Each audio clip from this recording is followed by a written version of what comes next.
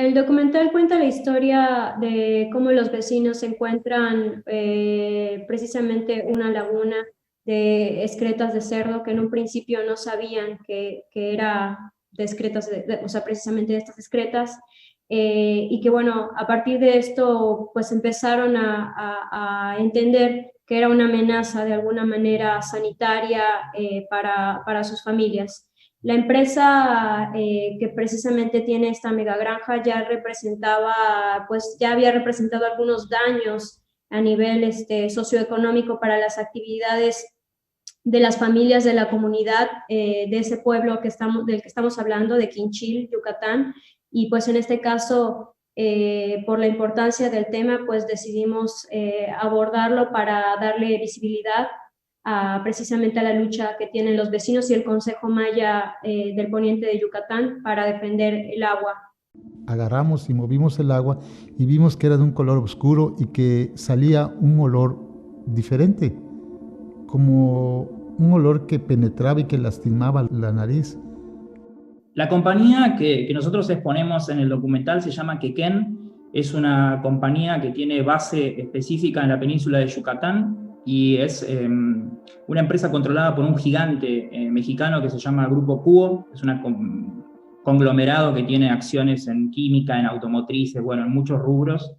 La realidad es que Quequén se instaló en la península hace algo más de una década y rápidamente se posicionaron en zonas selváticas, con foco justamente en los pueblos donde hay una alta demanda laboral y donde, bueno, pueden imponer un criterio, digamos, de explotación sin ningún tipo de sindicalización ni gremio, ¿no? O sea, es la precarización misma, consolidada justamente en una zona natural, selvática, ¿no? Las granjas están instaladas en zonas de muy difícil acceso, con mucha disponibilidad de agua, y al mismo tiempo con, bueno, un Estado que los acompaña, que los favorece a través de distintos permisos, en muchos casos irregulares, que, bueno, que los han dejado ampliar y crecer de manera exponencial en toda la península. Lo interesante de exponer la situación en México tiene que ver con que cuando se comenzó a hablar de la posibilidad del acuerdo con China que está promoviendo el gobierno, el ejemplo que utilizan, o que siguen en muchos casos apelando las organizaciones de producción porcina,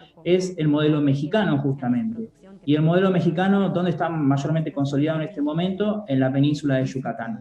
De ahí un poco la relevancia de hacer este documental y de exponer la situación en Argentina. Lo que nosotros vimos acá, vemos, lo que vive la sociedad misma, ¿no? De los pueblos mayas, es básicamente una película de terror que para Argentina sería una película futurista, ¿no? O sea, lo que encontramos acá en términos de depredación ambiental, de explotación laboral, y demás, es un anticipo de lo que ocurriría en Argentina, porque este modelo funciona justamente de esta manera, a bajo costo, con una utilización aberrante de los recursos naturales, ¿no? Del agua, de las selvas, de los espacios, de los territorios en general, y al mismo tiempo, bueno, una orientación permanente hacia la exportación, ni siquiera tiene que ver con el consumo local y mucho menos con la soberanía alimentaria.